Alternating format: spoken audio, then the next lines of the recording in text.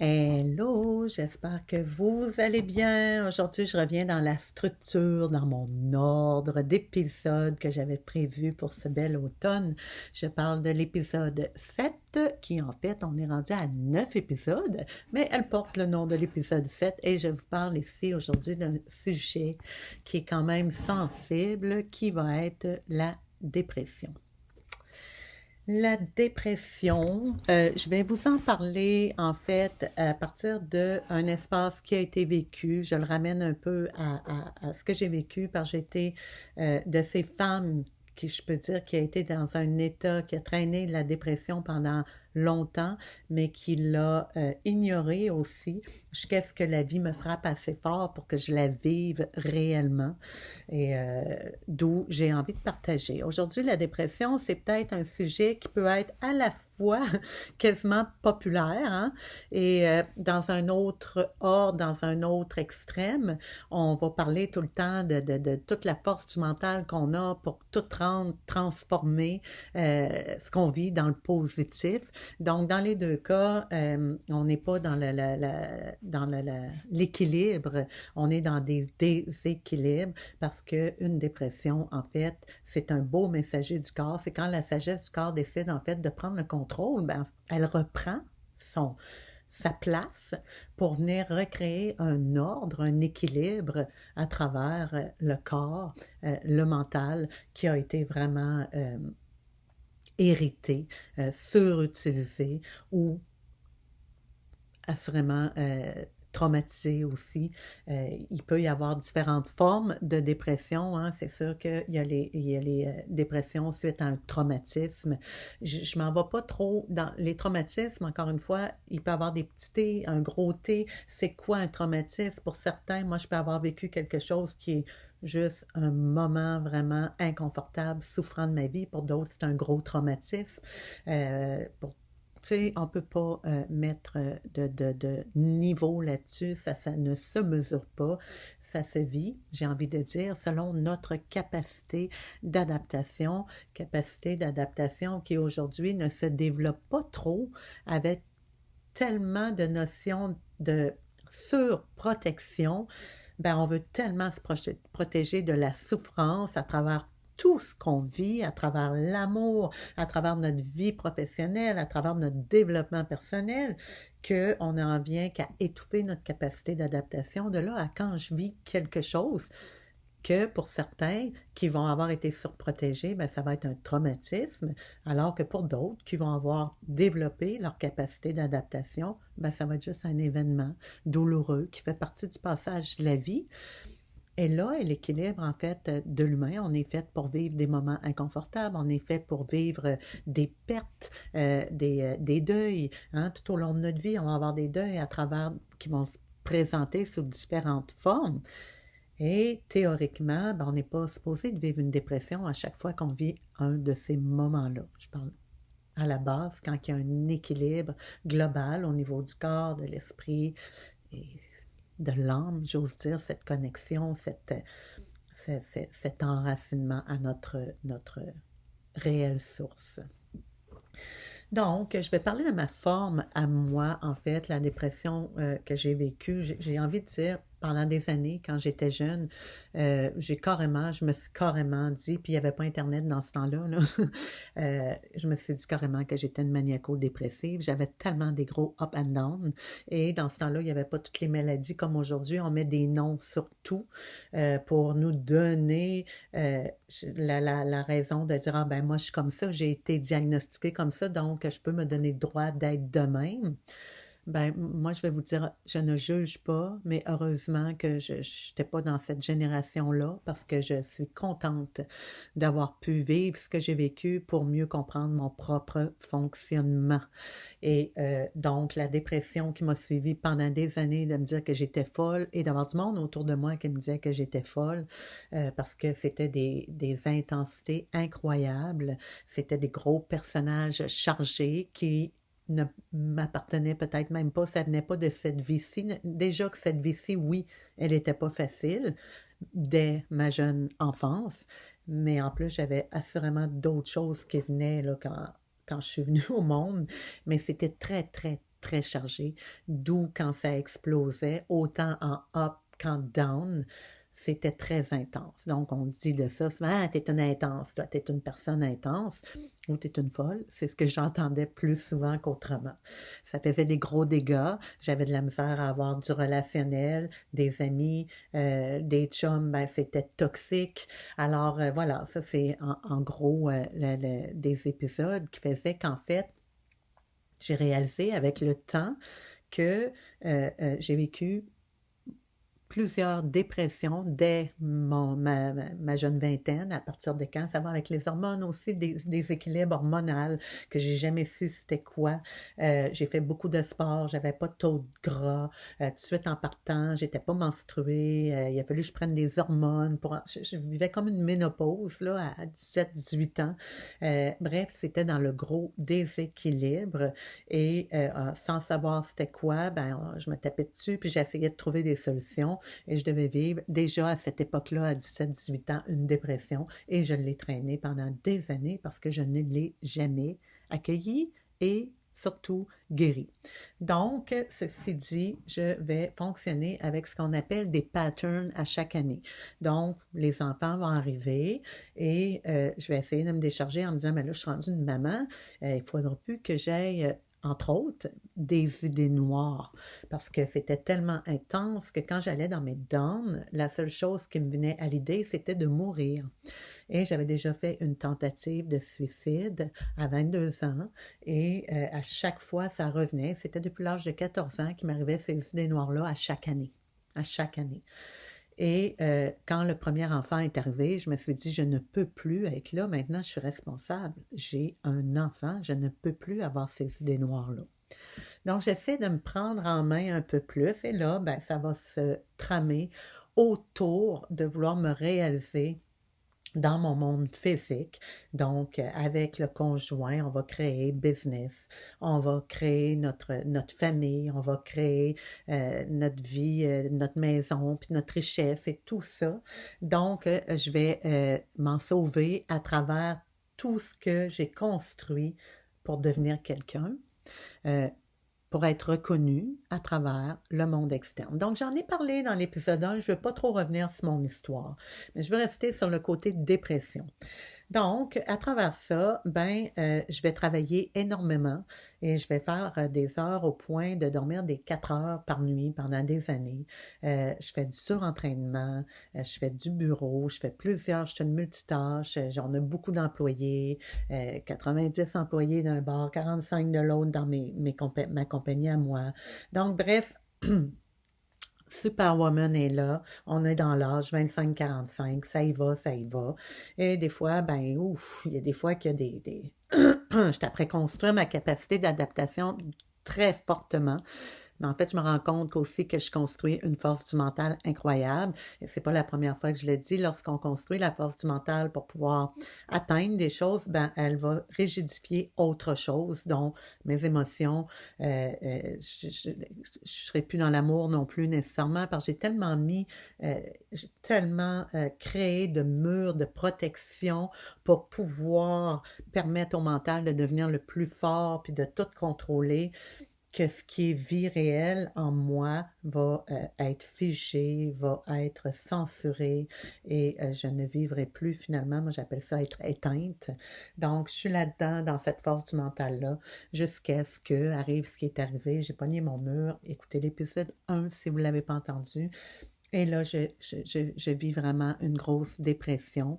J'en ai vécu plusieurs à travers mes enfants. Entre celle-ci et 22 ans, il y en a eu d'autres, mais à chaque fois, le réflexe qui était à travers mon couple, on est un couple fort, puis c'était on n'est pas des lâches, nous, on est à notre compte, on n'a pas le temps de prendre des congés, puis on n'a pas le temps de faire des dépressions et des burn-out, fait qu'on se poussait dans le derrière de même, je me relevais, puis je continuais, puis j'allais travailler avec des larmes entre chaque chose, en me cachant pour pleurer, en allant dans mon auto, puis en shakeant de même parce que je manquais de temps, le corps qui tremble en dedans continuellement. J'en ai vécu des moments en continuant à faire semblant. Je l'ai fait. Donc, c'était des dépressions qui étaient là.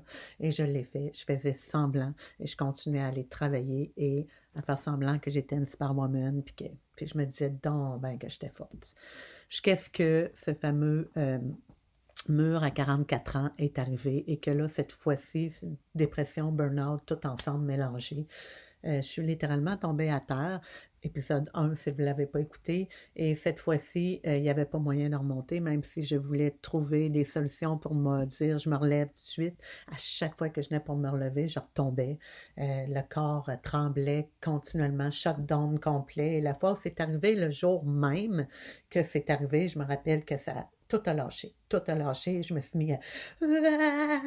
Ça shakeait, ça ne voulait plus arrêter. Ma fille en a été témoin, elle en a d'ailleurs été traumatisée.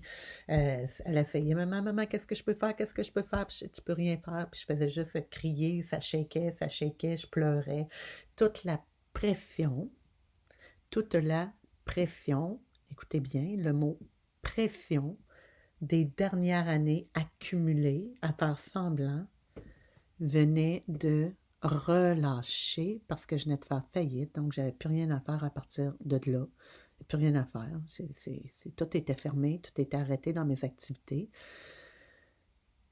La pression a relâché, shutdown total du système nerveux pour créer une dépression.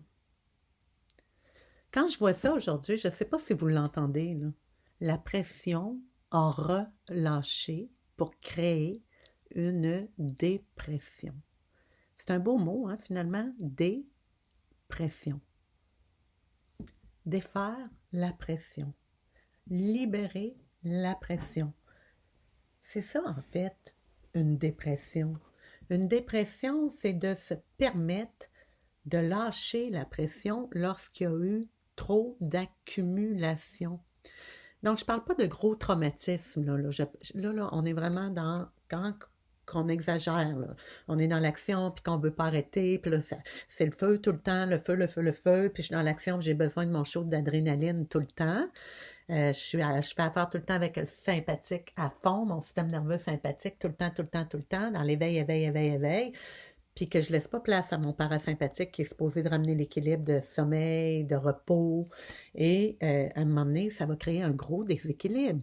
Et ça a besoin d'être relâché pour laisser l'équilibre venir créer un espace, un équilibre, un mariage entre le sympathique et le parasympathique. Il n'y a pas une histoire de c'est qui est le plus fort là-dedans. Les deux ont besoin d'être là à part égale. Donc, si je suis toujours après activer et solliciter mon sympathique, et sachez-le, même si vous dormez, si vous vous endormez dans l'action, puis que vous êtes hyper stressé en vous endormant, ben c'est pour ça qu'on fait de l'insomnie. S'il y a de l'insomnie, c'est parce qu'il y a un gros déséquilibre au niveau du système nerveux. Et quand le système nerveux va juger que vous en avez assez emprunté, hein, vous avez atteint la limite, notre corps est hyper intelligent, ben quand il va, avant de créer plus de dégâts, il va vous ramener vers cet état de dépression, parce que là, ça va être comme, OK, là, peux-tu comprendre que présentement, oui, tu n'as plus de concentration, c'est OK. Tu manques de motivation, c'est OK. Tu es fatigué, c'est OK. Tu es irrité, c'est OK. Tout ce que ton corps te demande, là, il n'y a plus de jus, là, écoute-le, puis repose-toi. Prends du recul, dépose-toi, puis le temps, fais confiance à ta sagesse du corps qui va rétablir l'équilibre, tout simplement. Et c'est essentiel, ces petits moments de régénération-là. En fait, on devrait les ramener à tous les jours dans notre équilibre, notre paix, en étant connecté à notre source, tout simplement, notre guidance interne, qui sait tellement reconnaître notre besoin, mais rares sont ceux qui sont là. On est plus dans vraiment qu'est-ce qu'on entend à l'extérieur, les guidances externes pour aller, pour réussir, pour devenir quelqu'un d'autre, devenir une version autre, une meilleure version, alors que tout ce que j'ai à faire, c'est de retourner à ma source, puis écouter ma sagesse du corps qui va être ma guidance interne pour me guider vers des actions qui vont être vraiment plus nourrissantes, moins fatigantes, toxiques ou peu importe. Donc, c'est ça la dépression à quelque part. C'est un signe que, OK, là, je t'ai envoyé plusieurs messagers. tu les as pas entendus, parce que souvent, quand on est en dépression, c'est qu'on a exagéré au niveau du mental, tout le temps dans notre tête, tout le temps dans notre tête, à trouver des solutions, puis à faire des choses. On est tout le temps dans notre tête. On n'habite pas notre corps, donc l'énergie est tout le temps dans le mental, puis le disque dur, il vient plein, puis ça fait un gros bug, tout simplement. Donc, d'où il faut retourner, habiter notre corps, retourner sentir la vie qui circule, juste ressentir à nouveau la vie à partir de moi, à l'interne, à la base. Je le dis souvent, au-delà des mots, au-delà des identifications. C'est pas ma vie comme étant une professionnelle, puis ça n'a pas d'allure, il faut que je retourne travailler, il faut comment je vais faire, puis il faut que je me dépêche. Non, c'est juste reprendre contact avec cette base de vie qui circule. Je sens que ça bouge à travers les sensations. Je sens que ça circule à travers les émotions. Je sens que ça circule à travers le mouvement des pensées sans m'attacher à ce qui est là. J'embarque pas dans les histoires. Je sens juste que ça bouge. Je suis donc vivante. Mais je ne réagis pas. Parce que de toute façon, quand on est rendu là, souvent, on n'a plus l'énergie pour réagir, pour agir. Donc, c'est pas le temps d'agir. C'est un relâchement de la pression. Laisser le temps à la sagesse du corps d'opérer, ce qui veut dire j'accueille ce moment-là sans me culpabiliser, sans chercher de solution. Il va être assurément inconfortable. Oui, c'est des moments inconfortables. Et des fois, ça nous ramène des grandes vérités en pleine face. Je l'ai déjà parlé, avoir le visage dans notre caca, c'est pas agréable. Mais souvent, ça va guérir des choses, ça va libérer des patterns. Donc, un moment, à la finale, quand on regarde la globalité, c'est un beau moment à vivre. Si je regarde ce moment-là que je vous parle, d'il y a 9 ans exactement, où j'ai fait le gros shutdown et que j'ai shaké de partout et que je regarde tout ce qui s'en est suivi à travers les 6 mois, certains 4 à 6 mois, où je passais de avoir peur à aller à l'épicerie, que je passais à aller faire des marches, moi qui étais une machine au niveau entraînement et tout, juste marcher me fatiguait. Euh, j'ai fait tout ça et je regarde ce recul-là, puis je revois, je passe devant une des petites maisons où j'ai vécu cette noirceur-là, on va l'appeler de même, des nuits sombres. Puis je la regarde, puis mon Dieu, que j'ai eu des beaux moments. C'est fou, hein? Et je me rappelle que j'ai eu des beaux moments de connexion avec moi-même comme jamais j'en avais eu auparavant.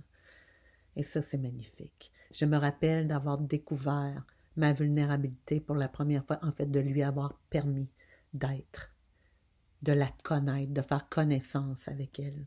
Je me rappelle d'avoir découvert des choses en moi que je ne croyais pas exister. La douceur, entre autres, parce que j'étais une femme hyper dure, hyper rigide. La souplesse. Je me rappelle de tellement de belles découvertes. Puis je me rappelle de pour la première fois de m'avoir aimée, excusez-moi pour cette petite interlude, mais je me rappelle vraiment de cet amour que j'avais pour moi, que j'avais jamais eu auparavant. C'est quelque chose, hein? C'est quelque chose. Et pourtant, c'est pas comme ça qu'on nous projette à travers la société. C'est vraiment pas comme ça qu'on nous le vend pas, en fait. On va nous donner tous les remèdes, hein? Puis là, je parle pas de la médication, là. Mais je devrais peut-être en parler, mais j'en parlerai pas. Mais il y a cette forme-là aussi. On va parler de tous les remèdes, de toute façon, des recettes, pour ne pas passer par là, pour éviter de passer par là, qui vont en fait ne faire qu'accumuler de la pression. Puis oui, par certaines remèdes, peu importe la forme, ça va libérer une certaine pression, mais pour combien de temps? Et ça va régler jamais, on va aller régler à la source. Qu'est-ce qui est là? Ça va revenir, comme je l'ai fait pendant des années. Je me sauvais, je fuyais, puis je continuais à accumuler, puis à dire je suis forte, je suis forte, je suis forte, je suis forte, pour que ça se répète. Puis à chaque fois que ça se répétait, c'était de plus en plus fort. C'était de plus en plus fort. Donc, est-ce que c'est de trouver des solutions? Parce que pour certaines ou certains, c'est une faiblesse d'être dans cet état de dépression-là. Une grande faiblesse. C'est gênant. C'est une honte. Je ne peux pas dire ça au monde. Moi, qui a une figure de personnage imposant, une figure de leader, une figure de positivisme dans la vie. Je vais reprendre ma caméra, je vais reprendre mes rôles et je vais montrer avec un gros sourire que je suis forte. Je suis encore là, moi, puis j'en vois énormément. J'en vois énormément sans aucun jugement. Je ne parle plus maintenant. C'est ma nouvelle forme d'accompagnement. J'écoute, c'est tout. Puis j'offre, comme dans l'autre épisode que j'ai dit avant, je ne prétends plus aucunement euh, à l'intérieur de moi être un sauveur, c'est trop lourd. Donc, j'écoute, puis je vais offrir ce que j'ai à offrir. Si tu viens faire un soin, je t'offre un soin, je vais t'amener dans un état de bien-être, je vais libérer des blocages qui vont peut-être laisser place à tes propres mises en lumière. Mais le reste, ça nous appartient. Mais moi, quelqu'un qui me dit maintenant, ah, je suis forte, ça va pas, là, je t'apprévise, tac, tac, tac, tac, tac, tac, tac, tac, tac, je dors plus la nuit, c'est surtout les symptômes, hein? Je dors plus la nuit, je fais des crises d'angoisse, j'ai des palpitations et tout. Je suis forte, je suis capable de passer à travers.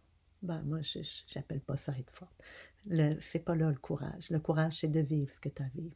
Laisser la dépression te traverser le temps qu'elle durera. Ça peut être quelques jours, une semaine, quelques mois, mais tu sais que ça dure 1 an, 2 ans, 3 ans, on n'est pas là. On n'est pas là. C'est pas ça. On n'est pas supposé d'être là.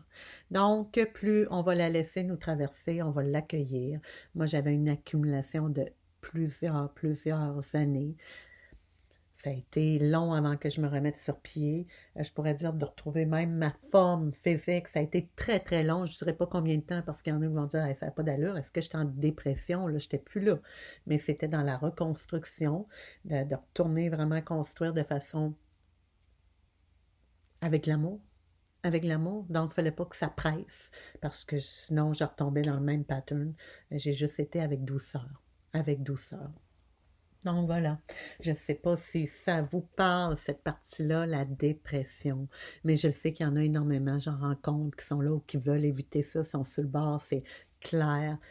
Une chose est certaine, je vais vous arriver avec la partie en gros avant de terminer, de la ménopause, puberté, postpartum, tout ça, c'est toute la même chose. On est dans des bouleversements hormonaux, des déséquilibres hormonaux. Ce qui fait que ça va affecter notre état émotionnel, assurément, notre humeur, nos pensées. Ça va affecter toute la globalité de notre énergie. L'énergie, sensation, émotion et les pensées, c'est de l'énergie en mouvement. Donc, est-ce que j'ai besoin de faire quelque chose à tout prix pour trouver une solution, pour que ça cesse et tout? Assurément, si je l'accepte, peu importe qu'est-ce que j'accepte et que je prends conscience qu'il y a quelque chose qui demeure à être entendu, qui demande à être entendu, ralentir le rythme, laisser cette énergie me traverser et peut-être après aller chercher des outils, yoga, si c'est pour le corps physique, il y a plein de choses où on peut aller chercher pour alléger les symptômes. Mais là, je fais attention parce que je ne peux pas après dire tout de suite quand tu es là-dedans, que tu notes que tu es dans la dépression, go, go, go, cherche des outils. C'est là que je veux faire attention. On n'est pas là, là. C'est vraiment, avant ça, il y a eu des messagers. Si je suis en ménopause, je le sais qu'il y a de la transformation. Donc déjà là, avant d'être dans un état dépressif, je vais aller chercher les outils qu'il faut, de la respiration, je vais faire des postures quand c'est le temps selon le cycle, qu'est-ce qui est bon, je vais aller prendre des marches, bref, mais c'est jamais la même affaire. C'est cas par cas et ça va avec les cycles. Donc, puis des fois, je vais juste me coucher, puis dire, ah là, mon corps, il est complètement à terre et c'est ça qui est là avant d'atteindre l'état de dépression. Parce que quand tu arrives dans cet état-là, ben là, c'est juste, laisse ça là, repose-toi, puis laisse la sagesse du corps opérer, puis tranquillement, on va après installer des choses, pas à partir du mental, mais vraiment installé parce que retourner dans les gros projets, là, ça va nourrir. Ça va nourrir un bout, mais ça va répéter les mêmes patterns. Fait que ça, je le dis parce que ça a été ça pour moi pendant des années, me nourrir avec des gros projets tout le temps. Fait que, hop, j'étais dans un état dépressif, il y avait un projet qui arrivait, go, je retombais dans mes gros ups, puis après, pouf, ça retombait de plus en plus creux. Vous me comprenez? Donc, c'est de pas c'est pas retourner dans les gros projets quand on voit qu'on est dans cet état-là, mais c'est vraiment d'accueillir cet état-là avant. Puis les gros projets, les projets reviendront bien le temps venu. Faites-vous-en pas, c'est pas... Quand je dis laisser les choses nous traverser, ça veut pas dire se reposer, ça veut pas dire couche-toi là, fais plus rien pendant longtemps. Non, laissez la sagesse du corps vous parler, apprenez à l'écouter, allez écouter votre vulnérabilité. Allez écouter tout ce qui est là en dedans. Prenez contact avec la vie, avec juste les sensations, les accueillir, dire merci à ce qui est là. Puis après, le reste va se placer. Vous allez avoir la guidance interne pour vous dire où aller. Peut-être qui aller voir, peu importe. Mais prenez le temps de connecter avec cette guidance interne-là et la remercier, peu importe la forme qu'elle a. Donc, quand j'accompagne au niveau yoga, entre autres, dans certains yogas, justement, pour aider à faire, à éveiller la capacité d'adaptation, il y a des yogas où on va faire ressentir plus les sensations et on va dire, observer et accueillir autant les sensations inconfortables que ce qui est confortable. Parce que le mental, lui, va avoir tendance à focusser sur l'inconfort, puis à juste nommer, hey, ça fait mal, hein, ça fait mal, ajuste, ajuste, ajuste. Oh, ton épaule attire, hein? OK, go, attire, oh, sors de là, ça tire. Moi, je suis tout le temps, tant qu'on n'est pas en danger, laissez le processus agir. C'est inconfortable, c'est OK. Si je parle de la posture, je vais parler de pincement, de crampes vives, de tremblement, mais autrement, ça tire, ça chauffe, ça travaille. C'est correct. Il y a quelque chose qui est après, qui demande à être travaillé, à être rééquilibré, et ça passe par l'inconfort. Donc, focus pas juste ton inconfort, focus juste, observe tout, accueille tout, et donne le même amour à ce qui est inconfortable que ce qui est confortable. Et c'est là qu'on n'est pas habitué, on ne nous a pas appris ça. Il faut donner de l'amour à ce qui est bon, à ce qui est positif. Il faut que j'anime juste le positif, le négatif, j'en veux pas dans ma vie.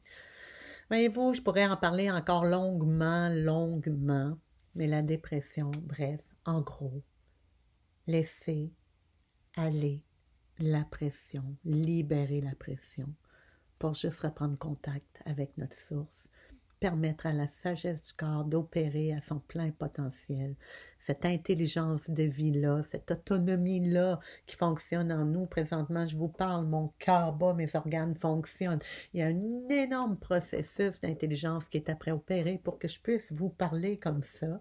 Et c'est pas moi qui le gère présentement. Moi, je vais l'appuyer le temps venu par la guidance de cette intelligence-là qui va me faire sentir le temps venu, c'est quoi les actions que je dois manifester pour assurer l'équilibre. Donc, on travaille main dans la main, mais assurément, ça ne part pas de l'extérieur. Alors voilà, j'espère que ça a pu peut-être mettre en lumière un peu, je vous dis pas bonne dépression à toutes, puis aller chercher, aller activer une dépression, c'est pas ça. Mais peut-être juste mettre en lumière si vous avez des symptômes quelconques avant d'arriver là. Hein? Peut-être que là, c'est le temps de voir avant d'aller anesthésier les symptômes, les vivre, les laisser vous traverser, les accueillir, puis aller chercher des outils pour pouvoir soulager, pour qu'ils soient moins intenses. Mais si vous cherchez à tout prix à les éviter, ben c'est là que ça va créer des dégâts. Toujours en se disant que c'est un processus qui est vivant et toujours en mouvement, ça se transforme, ça s'allège. Puis il y a toujours la paix en arrière de tout ça, à la source de tout ça. Alors voilà, au plaisir, on se dit à la prochaine épisode. Bye!